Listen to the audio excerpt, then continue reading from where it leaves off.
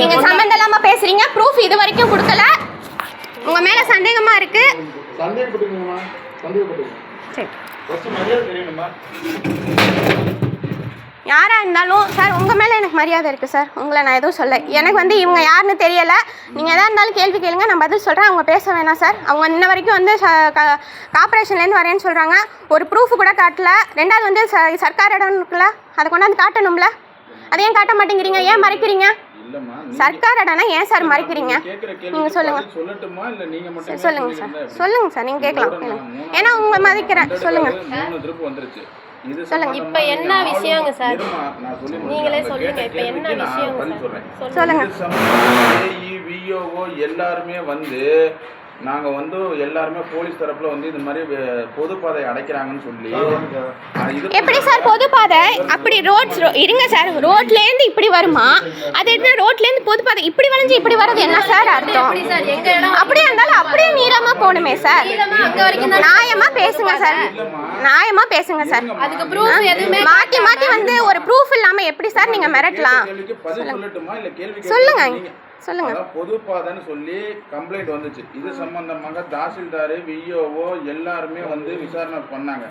அப்பவும் நீங்க என்ன சொன்னீங்க? இது மாதிரி வந்து எல்லாருமே மிரட்டுறாங்க அப்படின்னு. நீங்க மிரட்டா இருக்கட்டும். ஒரே ஒரு क्वेश्चन கேக்குறேன். பொது பாதைன்னு எத்தனை வாட்டி சொல்லிட்டு வந்தீங்களா? ஒரு வாட்டியாவது உங்கள்ட்ட ப்ரூஃப் இருக்கா? நாங்க காமிச்சோம் இது எங்க இடம்னு சொல்லி ப்ரூஃப் காமிச்சோம். நீங்க ஏன் பொது பாதை என்னங்க சார்? பொது பாதைனா ஏங்க சார் ப்ரூஃப் எடுத்துட்டு வரல? போலீஸ் வந்து பொது பாதைன்னு சொல்ல கிடையாது. புரியுதுங்களா? அப்ப நீங்க என்ன சொல்லணும்? கோர்ட்ல பாத்துக்கோங்கன்னு சொல்லிட்டீங்க. அப்ப ஏன் சும்மா வரணும்? சொல்லுங்க சார். கவர்மெண்ட்டுக்கு தானே வேலை பாக்குறீங்க. உங்களை கூப்பிட்டு வச்சு மிரட்டிக்கிட்டே இருக்காங்க. எங்களை நீங்களும் தானே பாக்குறீங்க. நான் ஒண்ணே கேக்குறேன் சார். எங்களை வந்து மிரட்டுறாங்க. இல்ல சார், நான் ஒரே ஒரு வார்த்தை இருப்பல. நான் ஒரே ஒரு வார்த்தை கேட்குறேன் சார். உங்கள் வீட்லேயும் பொம்பளைங்க இருப்பாங்க, அக்கா தங்கச்சிங்க இருப்பாங்க. சம்மந்தமே இல்லாத ஒரு ஆள் நான் வந்து சர்க்கார்லேருந்து வரேன், ஆஃபீஸ்லேருந்து வரேன்னு சொல்லி டெய்லி வந்துட்டு போயிட்டு இருந்தா நீங்கள் என்ன சார் சொல்லுவீங்க? நீங்கள் யாருன்னு ப்ரூஃப் கேட்பீங்களா கேட்க மாட்டீங்களா சார்? நியாயமாக பேசுங்க சார்.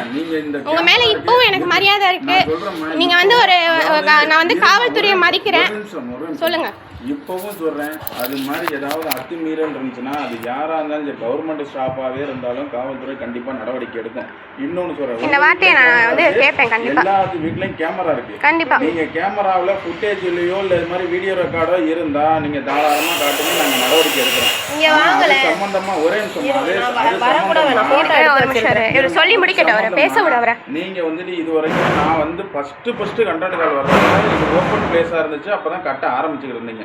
அப்போவே கூப்பிட்டு தாசில்தார், விஓஓ எல்லாருமே வந்து என்ன கட்சி போட்டாங்க, என்ன பேசினாங்கன்னு தெரியல. உங்களை கூப்பிட்டது எல்லாமே 2 பேர்த்தையும் ஆர்டிஓ மீட்டிங்க்கு அங்கே பீஸ் கமிட்டி மீட்டிங் நீங்கள் ஒத்துழைப்பு பண்ணலை அப்படின்னா திரும்ப இவங்க வந்து ஒரு கம்ப்ளைண்ட் வர்றாங்க அப்படின்னா 100% அது உண்மையோ பொய்யோ காவல்துறையோ இல்லை மற்ற பப்ளிக் டிபார்ட்மெண்ட்டுக்கோ கால் வந்துச்சுன்னா நாங்கள் வந்து விசாரணை செய்ய வேண்டியது எங்களோட கடமை. தாராளமா நீங்க வரலாம், விசாரணை பண்ணலாம்.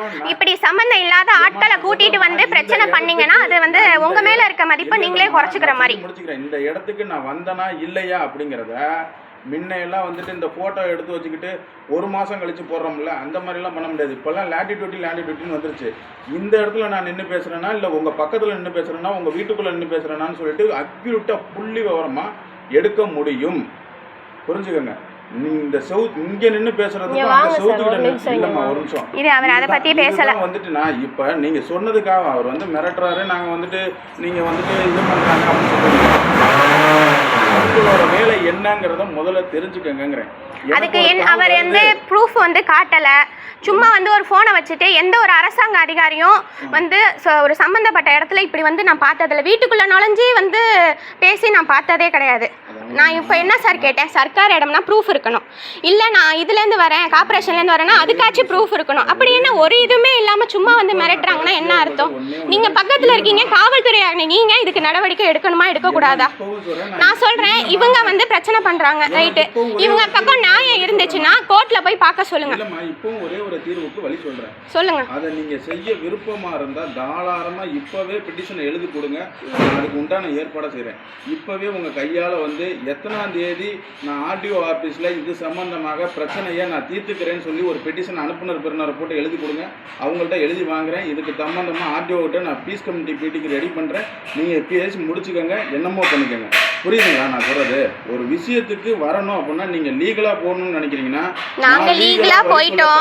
அவங்க வந்து லீகலா வந்து சொல்லிட்டாங்க. எங்க இதுல நாங்களும் வந்து மகளிர்ல எழுதி கொடுத்து லீகலா பாத்துக்கிறோம்னு சொல்லிட்டோம்.